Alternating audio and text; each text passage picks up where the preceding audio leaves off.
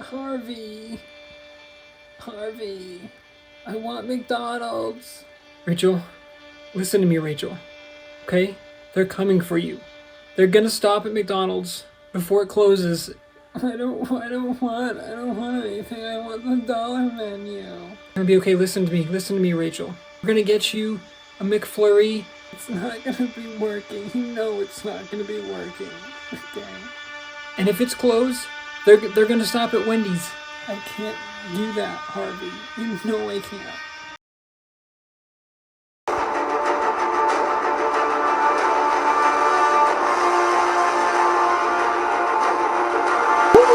Ooh, Matt Reeves, you got your work cut out for you. Let me tell you, man. What's up, guys? Welcome back to From Wayne to Wonder, our Batman review. Guys, we are here for the cream of the crop, the chef's kiss, The Dark Knight, guys. The 2008 film, best superhero movie ever, best comic book movie ever. I can tell you guys that stands up 1000%. My name is Kyle, your host, guys. Welcome to Project Potter. Thanks for checking out the channel. If you guys do like the content, please consider liking, commenting, subscribing. If you haven't seen the show before, guys, we go through my quick thoughts on the movie. We go through my favorite character, who is the hero we deserve. The one who watched the web and missed the wine. Is the least favorite character, score out of 10, and the rankings, guys. Of course, be excited, as the kids say, guys. What a movie. What I love about this movie, guys, is that it kicks off right away. It's like Warner Brothers logo, Warner Bros logo, as they say in Lego Batman. And then, dude, we're in the heist, and we got the Joker guy zipping across, and there's that music, that tense, I don't even know how to describe it, where it's like, and that was really bad impression, guys, but if you've seen any of my other reviews, that's kind of what you're here for. It's that like tense note that just keeps going across, and it's like, it just makes you feel like you're on the edge of your seat, like something. It's just like, I don't know, it's suspenseful, it's great, it's wonderful, excellent use of the score. Obviously we get the Dark Knight score, which is just absolutely incredible, and we got some of it in Batman Begins, but it's in full force here, and God, there's just so many scenes, and I'm just going to apologize in advance, guys, because I know that I'm going to forget some amazing scenes. I'm just going off memory. I just finished watching the film a few minutes ago. I've seen this film multiple times. I love it every time, but I know there's probably going to be one or two things that when I'm editing this, I'm going to be like, I can't believe I didn't mention this. I love how the opening, all the Joker's guys, and then like the Joker is among them, and we don't even realize it at the time. But they're talking about how, there's six guys. And like, six guys. Okay, it's really five guys. And he's like, the head honcho is calling the shots, but he's not even man enough to come out here and do it. And then you get to see all these different guys. Like one guy's doing the electricity, one guy's opening the safe. They just start killing each other off. One of the guys in the duo is like kills that guy as soon as his job is done. And it's like they just keep whittling down. And it's really, really awesome because they're like, let me guess, you're going to shoot me now? And he's like, no, I'm going to shoot the bus driver. And they're like, bus driver? And then the bus crashes through. Joker shoots him, and then Joker shoots that guy, and then he gets in the bus. And the one thing I will say, the one thing I don't like about that heist scene, which is otherwise just an absolute perfect heist, where they talk about it ringing out to the private phone and not 911, and just all these different things, is that the bus crashes through, and then the bus comes out of the building with like the debris stuff, and it just gets into the line with the other buses, and like nobody honks, nobody reacts, nobody's like, holy shit, why is there a bus coming out of a building right here? It's just cool. And maybe it's just Gotham City and people are used to that. And they, we saw the scarecrow toxin before and all that stuff. So I get it. But at the same time, it's supposed to be like a normal day in Gotham. And then I just would have liked some sort of reaction to that, because he just comes in and like the bus behind him doesn't even like wail on the horn or stop or anything. And like, just one little reaction, but that's the one kind of critique I have of that amazing opening sequence. Obviously, guys, in the last movie, we saw Bruce, like his origin, and, he's building up, he's gotten the suit.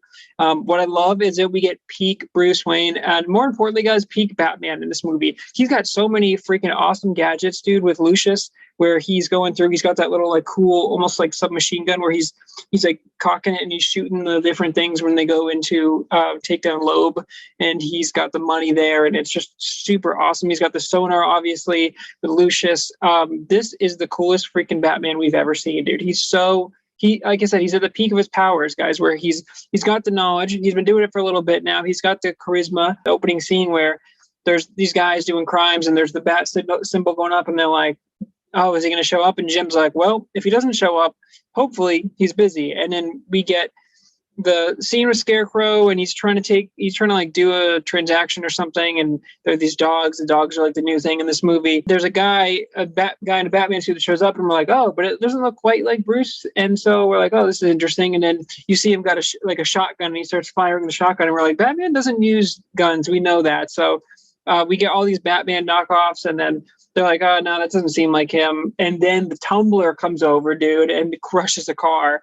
And it's like, is Batman going to pay for that? Scarecrow is like, that's more like it. And then we get Bruce. He takes down, one of the guys has got a gun, one of the other phony Batmans, and he bends the gun. Then Bruce starts taking it down. Dude, Scarecrow starts going away in the van, and he jumps on, and then he fucking goes into the side of the van with his new, things that pop out, the razors. I don't even know what those are called, but he cuts open the van, dude. It's so cool, and you're just like, oh my god. But Batman gets defeated by a pole or like a stanchion in the parking garage, and then Scarecrow's going around, and he just stands at the top, and he just waits, dude, and then he just perfectly flies down there. He's got his cape, right, and he just flies down on top of the van, and then crushes half the van, and then he ties everyone up, and then the guy's like, what gives you the right, huh? He's like, what's the difference between you and me? And he gets in the tumbler, dude, and right before he closes it, he goes, I'm not wearing hockey pads. And I'm like, oh my god, so cool, dude. It's an interesting point, because it's like, yeah, Batman obviously has been a symbol, and he's inspired these people to go out there and dress up as Batman and fight crime. And he does say, what gives you the right? And he's like, dude, I have a fucking Kevlar suit. Okay, I have the equipment.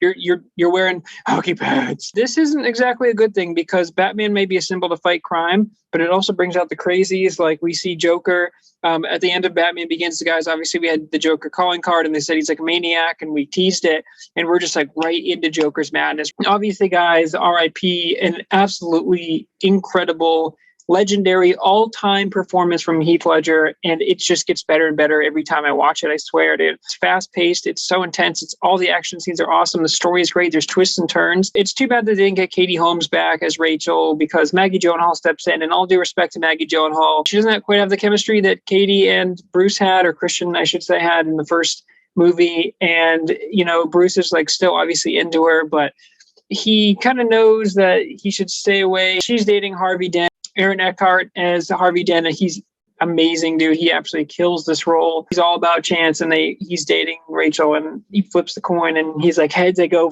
through with it. And then eventually she finds out he's using a two-sided coin with both heads on there. Alfred and Bruce's relationship is so strong, dude. And we get the reveal where they're still rebuilding Wayne Manor after it burned down. And so Bruce doesn't show up one night in bed. He goes to bring him breakfast, and then he goes over to a storage crate, and the storage crate drops down to an elevator. And oh my god, dude, it's so cool, because it's like an empty big garage, but it's got these white bright lights, and it looks so awesome. Like the tumbler's there, his chute comes up from the floor, and it's like, oh my god, dude. He's like fixed himself up, and he's like, Master Wayne, every time you fix yourself up, you'd make a bloody mess of it. Bruce says well, Alfred, every time I fix myself up, I learn from it or whatever. And he's like, well, you ought to know a lot then. But their chemistry, guys, is so good, and I just love that they work as a team, and it's just there. The chemistry is there.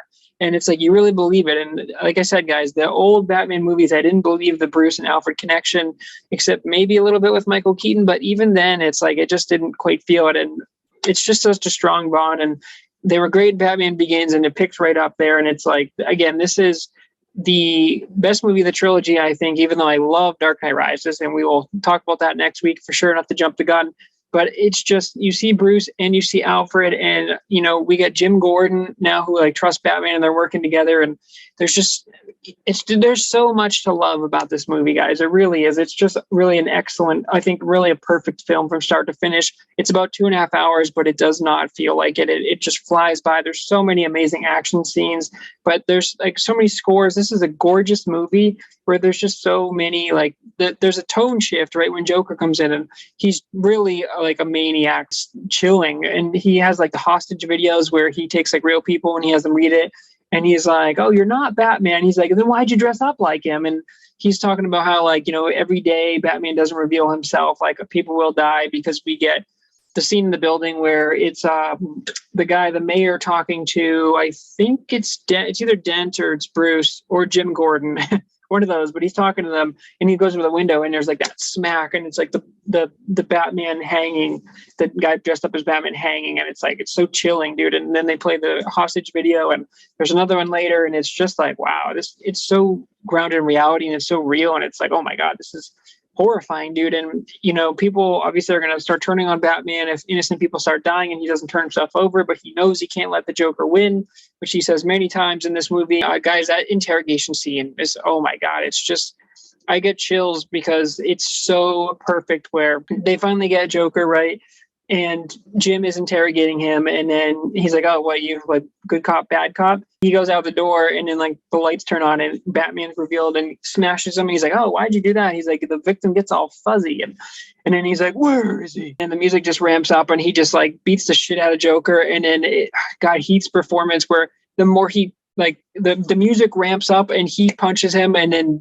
Heath starts laughing, and it's like just the perfect Joker laugh, where Jax was great in the 1989 Batman, but this is just it's like an elite level Joker laugh, dude. It's so perfect with the way he's like squirming around the ground, and he just puts so much character in this performance, and it's just really haunting. And obviously, like, rest in peace, Heath Ledger. We know what happened, that he died, I think, actually before the movie came out, but he apparently got so into the role, so engrossed in the role that he couldn't get out of it, that I think he died by suicide. I'm not sure, but it's a performance that you'll never forget. And it's insane, guys. But again, I know I'm going to forget things. Obviously the pencil trick, when we first see Joker and he's like, oh, let me make this pencil disappear. And he smashes the guy's face. And then they're like, oh, why would you steal from us or whatever? And he's like, and there's just so much. He goes to the party with Bruce, and he's like looking for Harvey Dent, and he's like, we are tonight's entertainment. And then he's got the scene where he's like, hello, beautiful. And he's going through, and there's a guy who's like, we're not afraid of punks like you. No, you remind me of my father. And he goes up and he's like, I hated my father. And he's like, I think it's when he's going after the, not Carmine Falcone, the guy, Salvatore Moroni, who comes in and like, you get two people that have just had Italian names that rhymed with each other, back-to-back movies. I don't know. But he basically fills in for Carmine Falcone, and he's like the new guy that's kind of running things, but he's just kind of a throwaway villain, honestly. But his guys have all the money, and there's this whole big thing about the money's moving and stuff. And it's a really cool scene because Jim Gordon gets like the arrest warrants on the banks or whatever, and they go to take the money, and like it's all been moved already. And Jim gets mad and kicks it. It's a crazy scene, and Batman's talking about how Joker's involved in this, and we got to go after Joker. But there's all these different story threads that are going on. Joker ends up burning the money, obviously, and he's like, I'm just burning my half. And he's like, oh, you're crazy. And he's like, oh, I'm not crazy. No. He's like, I know what I'm doing. And it's just, there's so many chilling moments. Obviously, guys, Joker sets up this scene where Rachel is tied up and Harvey is tied up. After Batman beats him up, he tells him he ends up lying. And I was wondering, because Batman says he's going after Rachel, and Commissioner Gordon says he's going after Dent. And I'm wondering, like, okay, but then Batman shows up, and it's like a kind of a nice twist where he shows up and Dent's there. And I'm like, oh, but he said he was going after Rachel, but then it turns out that Joker lied to them to get in different places, obviously. So Batman shows up and gets Harvey in time, but Harvey kicked over a barrel and like half of his face was covered. And so the building blows up like right after that, because Batman's just like leisurely walking out there, and then it blows up and it catches fire, and half of Harvey's face is burned. But what's tragic is that Jim gets there, and obviously, guys, this leading up to this is so freaking cool, where the music is just going, and Batman's on this awesome. The tumbler gets damaged, and he gets out on his freaking bike. Guys, if he thought the tumbler was badass, and of course you did, he's got a freaking motorcycle that's part of it. Oh my God, it's so cool. And then he drives it, and it's got the biggest wheels, and it stops on a dime, and it can like go up and turn around. But yeah, that scene where he's going and he shows up, and Rachel, it's so tragic because Rachel and Harvey are talking on the line together, and he's like, it's going to be okay. And that's kind of his whole motivation, because at the end of the movie, obviously, when he's going after Jim Gordon, he's like, if you ever talk to the person you love the most, told them it's going to be okay when you know it's not, he's like, that's what you're going to do right now for me, Jim. And again, sorry guys, all over the place, but the Joker scene is so awesome when they flip the car. Batman goes over and he flips the truck he's like, come on, hit me. And he's like, got a machine gun and he's shooting the cars and he's like, come on, do it. Just a homicidal maniac. And it's just like, but Batman can't kill. So he comes at him full speed and he like wants to kill him so badly, but he veers off at the end. Obviously, we get the ferry scene, guys, where we got the Arkham inmates or the criminals on one boat and we got the civilians on the other because they say the bridges are dangerous and we don't know if there's bombs on the bridges or what's going on, but obviously people can't trust them and people are freaking out and the police are freaking out. And so they use the ferries to try and get people off of the island. And it turns out they both lose power and then they're both rigged with explosives. Joker says, like, you have the detonator to the other boat. And he's like, at midnight, I'm going to blow you both up. But he's like, if you blow up the other people, I'll let you live and pass. And it's like, obviously the Joker is lying here, but they don't know. And so they're on this ship and they can't get out into communication. And so there's this great back and forth, man, where it really brings up, like I said, this moral dilemma where it's like, there's these criminals and it's like, you think all the criminals are going to say, blow up, blow up, blow up. But the criminals are like, they haven't blown us up yet. So why would we blow them up? And it's like this back and forth. And people are saying like, oh my God, we got 5 minutes left. Like we got to blow them up or we're not going to survive. But both parties end up holding off. And it's funny because Joker is like fighting Batman. And that's an amazing scene within itself, guys, where he goes to the glass window and they're like, why would the Joker's men stand at a window that's so open and so clear? And it turns out that he put Joker masks on them, which is brilliant, dude. And his guys took the doctor's robes. And I'm like, I don't think we've really seen this before where it's like he's just manipulating everything. And Joker is one step ahead in this whole movie. And it's so awesome, dude. Batman uses the super sonar and Lucius is like, this is too powerful. I'm kind of skipping around here, guys. But he's like, you know what? I'll help you this one time. But after that, I'm going to type in my name and then your system's going to blow up all cool like around me. And so Batman's using the sonar and he's like looking through the wall and it's really cool because he's like got X-ray vision kind of and he's imaging everything as he says. And he sees like the guys coming up in the elevator. He sees this and that and the dogs. And it's funny at the beginning too because Alfred's like, so Bruce doesn't know how you got these skulls. Did a tiger maul you? And he's like, it was a dog. And he goes, there's a big dog. Like he's like, don't give me shit, Alfred. And, so at the end he fights the dog, but he's like upgraded his suit or whatever. And Joker's kind of got him pinned and he's like looking at the ferries and he's like waiting and he's like time for the fireworks. And that's when we get and here we go. The famous gif, guys, they've seen a million times. It's so good. And he's like, oh, there's not going to be any fireworks. And Batman knows that the people are looking for something better because like the whole mood around the city has changed. And there's this talk about like how Harvey needs to be the hero for the city. And Joker's plan is to like take Harvey and like really break him down. And, it's Batman's like, I can be a symbol, but he's like, I can't be the hero. He's like, Gotham needs a hero with a face. And he talks about that after Rachel dies. And there's that beautiful shot where he's sitting in the chair holding his mask there. And it's like this beautiful blue lighting. And there's so many just gorgeous shots. And he's like, you want to know how I got these scars? He's like, no, but I know how you got these. Shoots at it. He gets a detonator. And obviously everyone is saved. And then that's when he puts Batman strings them up. But anyway, guys, I feel like I'm doing too much plot recap again, but I'm sure there's things I'm missing. The hospital scene, obviously. The one thing is it's really weird. You guys have seen on the internet, I'm sure, where Joker shows up to the hospital and and what's awesome is that there's like this betrayal, right? Where it's like, oh, we can't trust the cops. And there's this whole, sorry, I guess I'm going back again, but this is a Project Potter review. So we don't really go in order. We just kind of go wherever we're thinking of.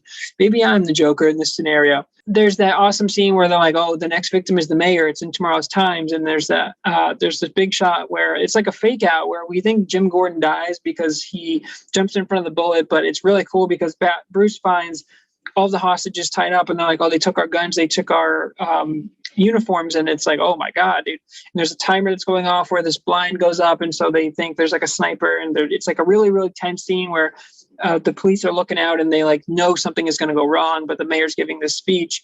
And then the Joker guys are dressed up as like the armsmen or whatever. And they turn and they fire. All that stuff is so cool. And you're really just, it's that constant like music in the background where it's like that humming or whatever that's in the beginning. And it's just like, you're on the edge of your seat the entire time.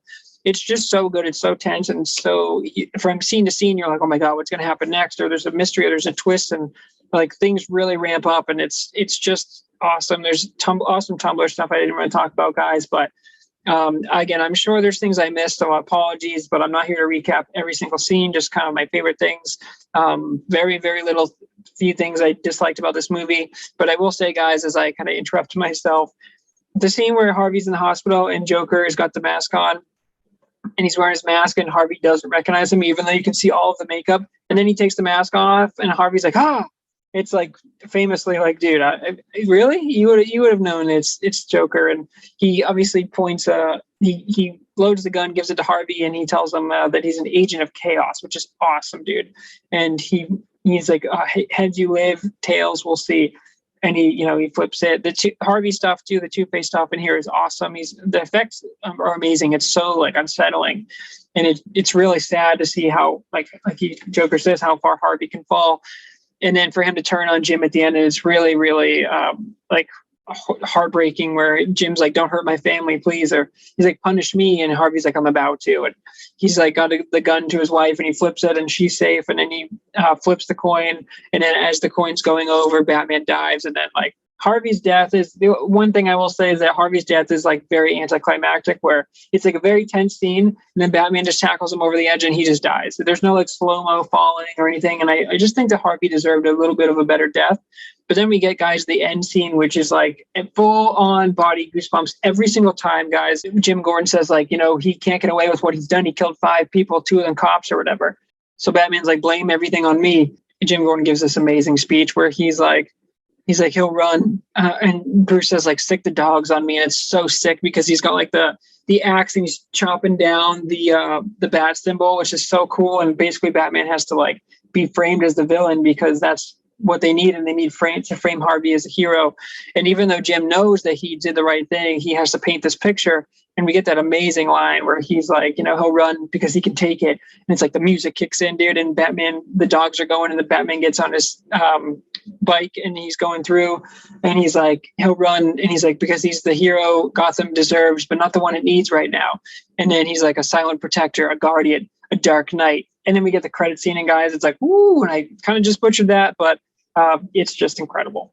Okay, guys, the hero we deserve for this one, it's Heath Ledger, man. And this is in a movie where I think Jim Gordon, or Gary Oldman as Jim Gordon, is exceptional. I think Christian Bale and Alfred are both great, but Christian Bale especially is awesome, dude. He's just really, really awesome as Bruce and Batman. And like I said, it's peak Batman at the height of his powers, and he's going through, and he's got command of the tech, and he knows kind of how everything works now, and he knows that he can't just be a guy behind a mask. I love his dynamic. But Heath Ledger, guys, puts on an all-time legendary performance, and it really does just age like a fine wine, where it was so great at the time, and I feel like every watch it gets better and better, and like he's just encapsulating in every scene he's in. It's like you cannot believe how incredible he is in every single scene, and he's haunting and chilling, and he's so into the role that it's like you don't see that that's Heath Ledger. You're like, that's just the Joker. When Jack Nicholson was doing the Joker, he had his crazy moments, sure, and he's great, and he channeled kind of his energy from The Shining there. But you still knew that like that was Jack Nicholson.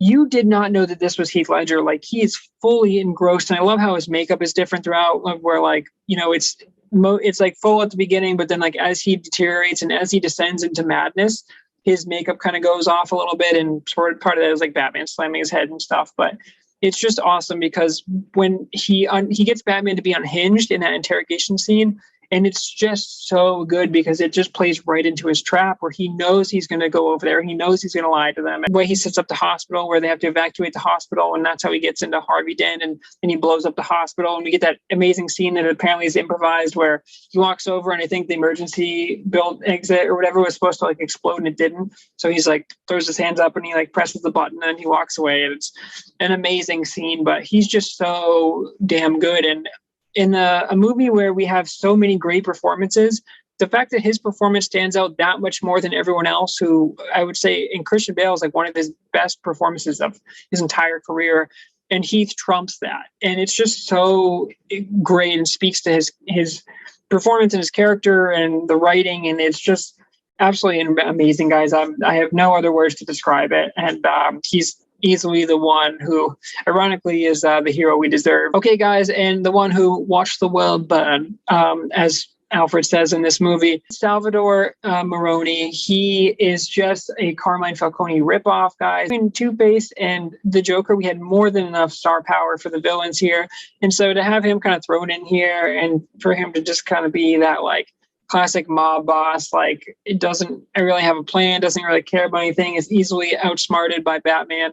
I thought he was one dimensional and I didn't really care for him. And all due respect to Eric Roberts, the actor, but it just was like, we already had Falcone and we already knew it didn't work. This was just a weird, like, villain to throw in there because it seemed like he was just, any scenes with him, I was just kind of like, let's get back to Joker, let's get back to Two-Face. Like, those are the two big ticket items, and this one just kind of felt like a throwaway. So yeah, easily my character I thought was the least deserving in this one. Okay, guys, that brings us to a score. If you couldn't guess it already, dude, it is a 10 out of 10. If I could give this movie 1,000 out of 10, I would. This is, I think, a perfect movie. There are very, very few things, like I mentioned, guys, small nitpicks where the bus just kind of going back into traffic at the heist in the beginning, Harvey preposterously not recognizing the Joker in there. That's pretty much it. I mean, there's almost nothing wrong with this movie. And for 2.5 hours, like I said, guys, it is a breakneck pace. It is a brisk movie. It is so good. There's just so many iconic shots. And this is really an absolutely stunning movie where between the shots. And I expect the Batman to be like that too. And I'm excited to see what they do with different colors in that. But for a 2008 film, guys, this really does held up so well. I think this is a classic, a timeless movie. There's just so many like shots that pan around, like when Batman's on top of the building and he's shooting those things, those like little like detonators. It's so awesome. And the way he like just glides in, and that's the shot where he's sitting there holding his mask after Rachel's death, where he's kind of like reflecting on everything and saying that he's failed everyone. He said he like let us like a psychotic maniac get away, and how Harvey's failed. And it's like, there's just so many awesome shots. The shot where he's freaking standing, dude, on the rubble is amazing. And it's just like, there's so many really iconic shots. Joker in the cop car, obviously, like putting his head out the window like a dog almost, and like letting his hair flow, and licking his lips. All the Joker licking his lips every time is like so creepy, and it adds just enough of like a sound effect where it really like gets under your skin. And I just thought this movie is just I could watch it anytime. I think it's absolutely incredible, and yeah, it's a perfect movie. Okay, guys, that brings us to the rankings. Obviously, this one goes at number one. So number one, we have The Dark Knight here, guys. Number two, Batman Begins. Number three goes to Batman Returns. Number four goes to Batman Forever. Number five, the 1989 Batman. Number six, Batman and Robin. And then the 1966 Batman, all due respect to Adam West. Just not my cup of tea. That's where we stand, guys, through 7 movies. Okay, guys, that is another episode of From Wayne to Wonder. This is, again, peak Batman, peak Alfred, peak Joker, peak Two-Face. This is just such a great interpretation of everything. Really, the only thing I would have liked is for Katie Holmes to reprise her role, just because I didn't love Maggie Gyllenhaal's performance. But other than that, guys, very, very few nitpicks, or very few things I can actually say are bothering me or wrong about this movie. This is a fantastic film, an absolute classic. Go watch this, please, if you haven't. But it's no coincidence that Batman Begins was my highest rated last week, and now Dark Knight is there, and I expect Dark Knight Rises to be very high on the list too.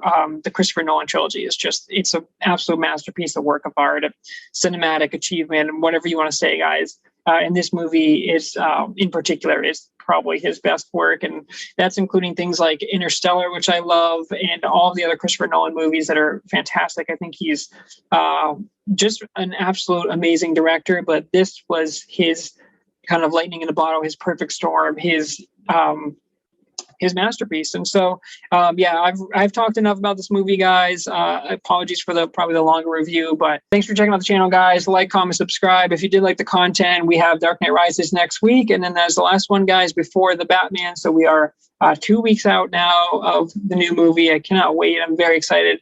A lot of rumors that maybe that one's going to challenge this movie. But like I said, Matt Reeves, you got your work cut out for you, man, because this one is a tough one to beat. So yeah, until next week, guys, you either die alone or live long enough to see yourself become the villain.